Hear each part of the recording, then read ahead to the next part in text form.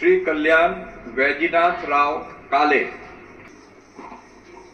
मी doctor कल्याण वैजनाथराव काळे लोकसभेचा सदस्य म्हणून निवडून आलो असल्याने परमेश्वरास स्मरून शपथ घेतो की मी विधीद्वारा स्थापित भारतीय संविधानाप्रती अनन्यसाधारण अनन्य श्रद्धा व निष्ठा बाळगीन, भारतीय सार्वभौमत्वाचे आणि भारतीय एकतेचे निर्धाराने रक्षण करीन आणि जे कर्तव्य आता मला प्राप्त होत आहे ते मी नेकीने पार पाडीन।